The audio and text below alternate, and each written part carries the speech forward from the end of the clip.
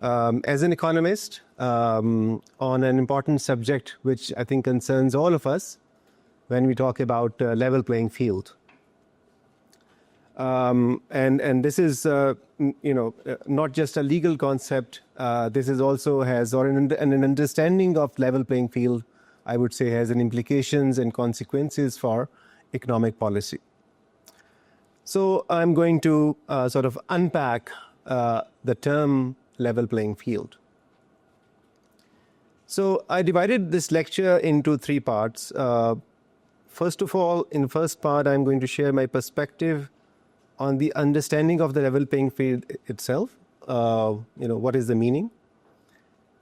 In the second part, I'm going to discuss Pakistan's economic structure with respect to the level playing field at a more general level. And thirdly, I'm going to share some thoughts on the mandate of the Competition Commission itself. Let me start by offering a very simple definition of the term level playing field. It is, standard Cambridge Dictionary definition. A situation in which everyone has the same chance of succeeding. A more specific definition, which is offered by the Longman Dictionary, has the following. A situation in which different companies, countries, etc. can all compete fairly with no one, with each other, because no one has special advantages. So the key words, compete fairly, no one should have special advantages. But when we say that everyone has the same chance, we will have to assume that the possibility of success is the same, and everyone has had similar endowments, talents, and resources. Obviously, it can't happen in a real life situation. Therefore, I ask, is it just to demand a level playing field? In Longman definition, the terms fairly and special advantages can be interpreted very differently. What is fair to me may be unfair to you, and it is quite possible that the special advantages you have today, for instance, a longer presence in the market, is not a result of any accident or ill intention, but only because you have earned it. Therefore, the whole idea of level playing field, at least in these terms, becomes open to debate. In order to specify this definition, I would like to say that in the context of economic policy, and in particular domestic economic policy, level playing field implies uniformity of conditions defined strictly by external regulatory and legal environment that all firms in a market face. In other words, level playing field denotes absence of legal discrimination. There are advantages that some firms may acquire because of innovation, higher risk, or a timely decision that may not be available to later entrants in the market. In this scenario, which is often the case, a level playing field may actually require a policy intervention to neutralize the advantage. Thus, a policy may lead to an unlevel playing field. This leads to further question desirability of the level playing field itself. Let's assume there are two players in the market, the firm and the state. The firm denotes all business entities, and the state denotes legislature, executive, and regulatory bodies. The presence of level playing field in this market implies that the state does not make any law or regulation which discriminates one firm from another. An extension is that the state does not itself compete in a market in which private firms are present. State itself has an inherent and intrinsic advantage over firms in the sense that it can create laws and regulations which become applicable on the firms. Although this autonomy itself is embedded in the sense that powerful firms influence the legal process, the legal power to legislate remains with the state.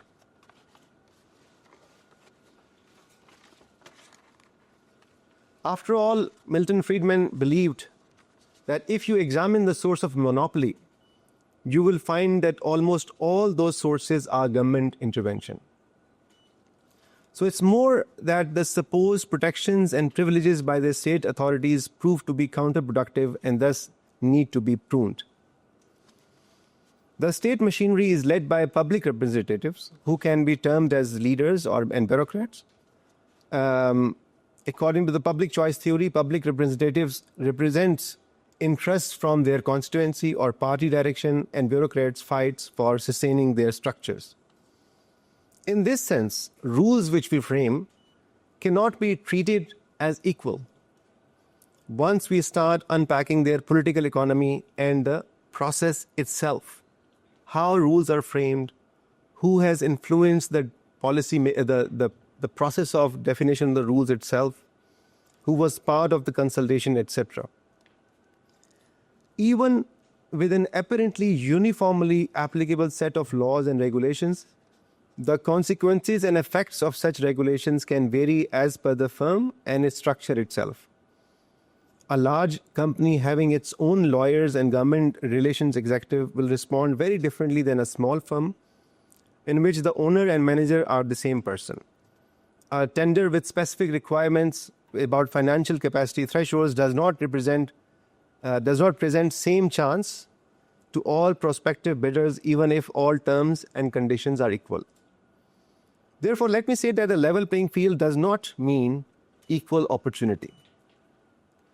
Every firm, large or small, features a unique structure, cost, endowment, and expectation.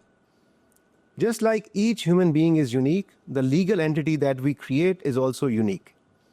These differences are natural, as the entrepreneur behind the firm may or may not be a first-generation business individual, and their opportunity cost would also be dissimilar. The opportunity cost of an entrepreneur with very high education will be much higher than the opportunity cost of a less educated entrepreneur, even though the later may prove to be more successful than the former. While the opportunities to enter in a particular market may be superficially similar, they are not the same for the prospective firms. In fact, therefore, all markets offer unequal opportunities. If this is accepted, that all markets offer unequal opportunities, then should we worry about it from a policy perspective? Should we hasten to equalize these opportunities, say by quotas or subsidies for smaller firms? Our answer to this question can lead to a very different outcome for the market, with implications for the direction of a competition agency itself. In framing my answer to this question about level playing field, I would say that all opportunities are unequal, and the term equal opportunity is probably an act of self-deception. A level playing field does not constitute equal opportunity. But then, what is a level playing field? In a restrictive sense, the level playing field can be considered equality before law. Thus, absence of legal discrimination constitutes a level playing field. That, and in my view, is the only possible way to look at level playing field within the policy landscape. Now, using this distinction between opportunity and rules, when we talk about level playing field, I'm going to share my comments on Pakistan's economic structure. At the outset, let me reiterate that I have sort of buried the notion of equal opportunity. If we have accepted that principle that all opportunities are unequally distributed, then obviously Pakistan is no exception. The main question that we want to answer here is this: does Pakistan's economy present a level playing field? Using this distinction between opportunity and rules, I will rephrase the question as, does Pakistan's economy present equal laws and regulations to all firms in a market? In other words, do we have legal discrimination or practice of discrimination across firms? In answering this question about the economy, we again have to refer to two essential pillars of a market: the firm and the state. An economy can be considered as a broad assemblage of markets in which consumers also play an integral role. I focus here only on the state and the firm.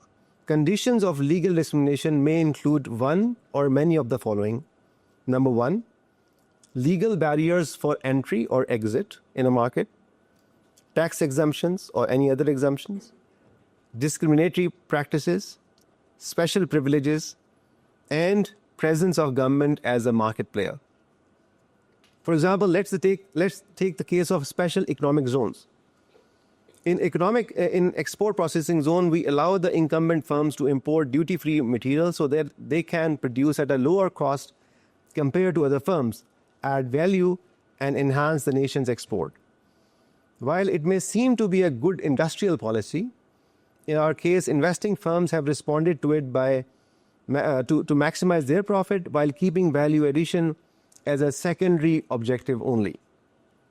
The classic example in Karachi, where the largest of these export processing zones are established, the leading export firms are in the business of importing second-hand clothing, sorting them, cleaning them, and then repackaging them for exports. Pakistan has now the world's leadership position, certainly not something to be proud of, in the category of trade of second-hand clothing. In some cases, tax exemptions available to incumbent firms in a special zone have created an unlevel playing field for firms outside the zone. In a country where tax policy and its administration have become one of the most important reasons to exit the business, such exemptions create significant distortions in a market.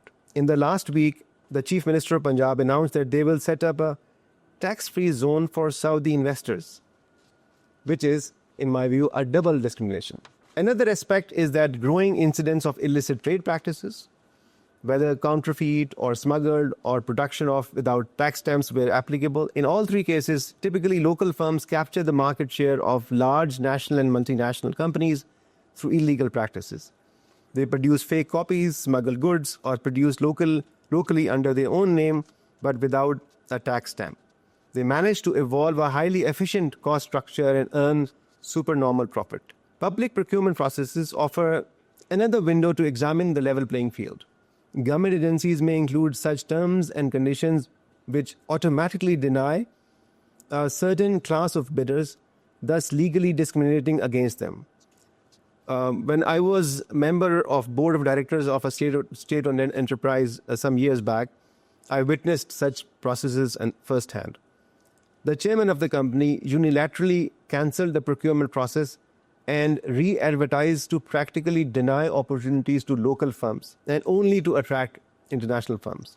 I should clarify that I wrote a dissenting note, and luckily I resigned at the right time before that company became embroiled in corruption charges. There are also special policies which we devised to attract foreign firms and multinational companies, including foreign government companies. We do it in the name of FDI. But any such discrimination, tax breaks for example, which we cannot apply equally to local firms, create an unlevel playing field. Pakistan's trade and tariff policy is another evident case of unlevel playing field. For a long time, in the name of domestic industry development, we have allowed local firms to grow uncompetitively. This has led to denial of consumer choice and inefficient markets. It is encouraging to see that the current government has taken solid steps to move away from the decades-old import substitution regime and have at least started the journey by liberalization of tariff policy. Presence of a government entity in a market is certainly a case of unlevel playing field, even if apparently there is a competition. Government ownership of a business automatically allows the managers of a firm to create such access and links with the policymakers, which is impossible for a private firm to acquire. Thus, all state-owned enterprises which have commercial operations are necessarily undesirable from this perspective, even if they are profitable. Let me recall a conversation with the chairman of a private airline last year. He told me when they announced a new route, on an international destination, the state-owned airline also followed them and announced a route in the same destination, but only at half of the price. His complaint, the chairman's complaint, was that a private airline could not sell ticket at a loss, but a state-owned airline could ask the ministry to bail out or provide more loans under government guarantees. This is what an unlevel playing field can do. Now, to recap, I have mentioned 5 manifestations of an unlevel playing field, which are discriminatory laws, procurement restrictions, exemptions, presence of commercial state-owned enterprises in the market, and tariff barriers. The market where even one of these conditions is present, in my view, which should not be too difficult to establish, will be considered an example of an unlevel playing field. I have outlined my understanding of the idea by delineating between opportunities and rules, clearly arguing that we can never create equal opportunities. However, we can create equal rules. And now, in the third and final part of this lecture, I will now revert to a more sensitive case, that is the role of the Competition Commission itself. Remember that the motto of CCP is creating a level playing field. Barabari sabke liye. Though honestly, when I was preparing this lecture, I was not aware. I looked at the website later on when I already finalized the topic. And I thought that would be very interesting to speak on the level playing field.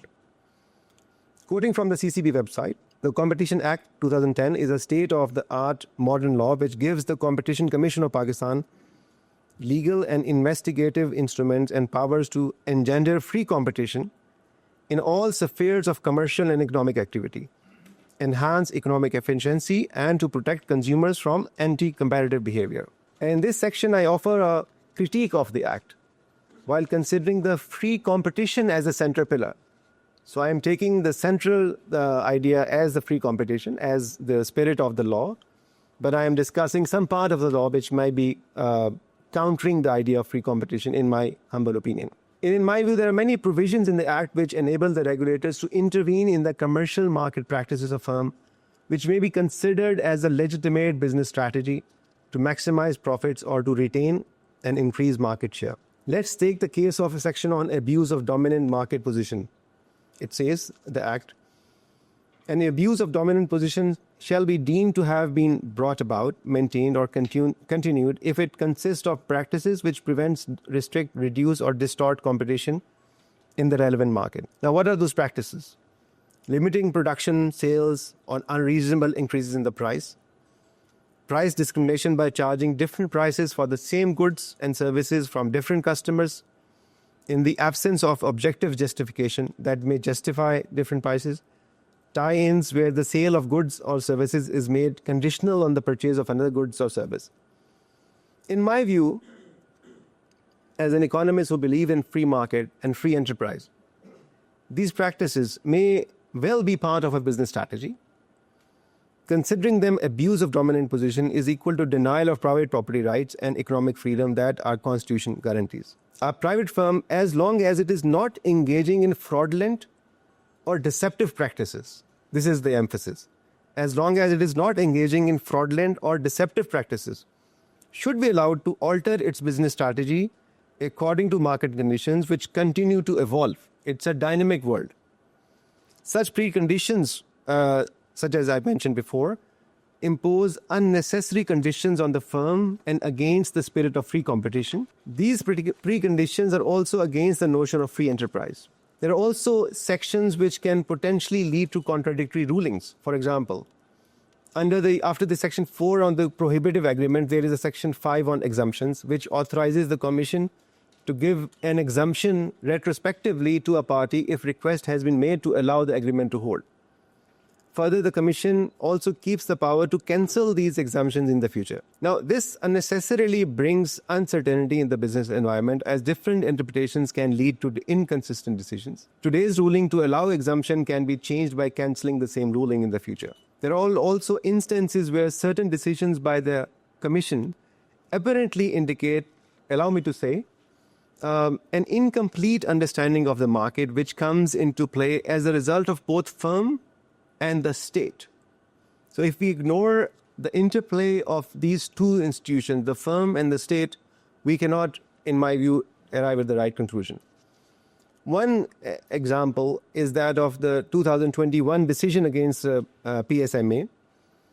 And in my public commentary, which I published back then, I wrote that the CCP has found that PSMA has deliberately facilitated the formation of a cartel on behalf of its members, which has resulted in welfare loss. CCP has also found that the real-time stock tallying by the firms was carried out to manipulate the availability of sugar in the market, influence export decisions, and thus influencing pricing.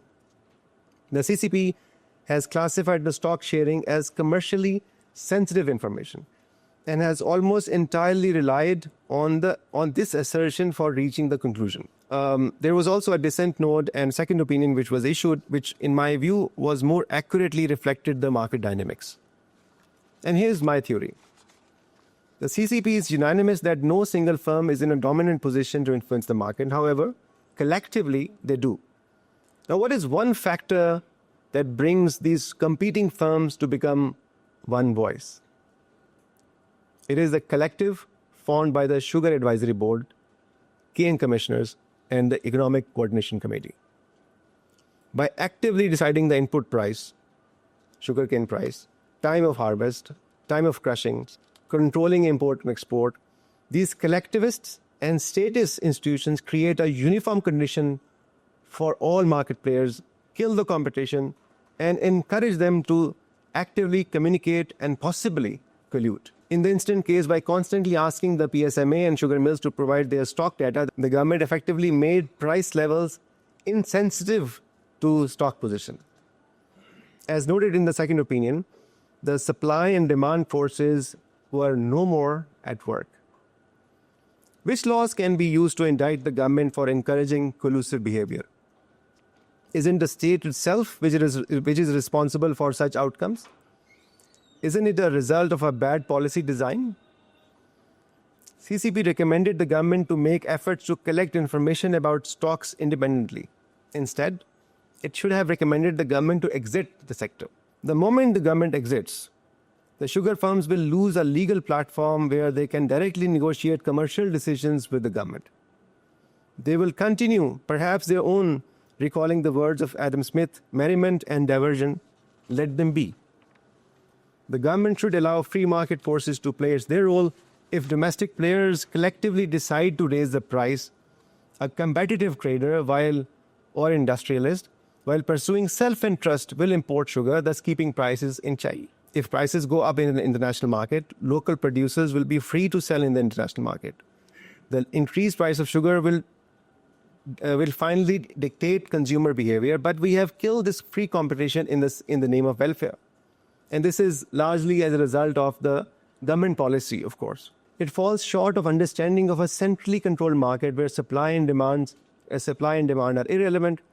And without understanding the market, the law itself cannot prevail. My apologies for a long self-quote, but I thought it would be a good example to press the point that it is almost impossible to judge market dynamics from a static regulatory position.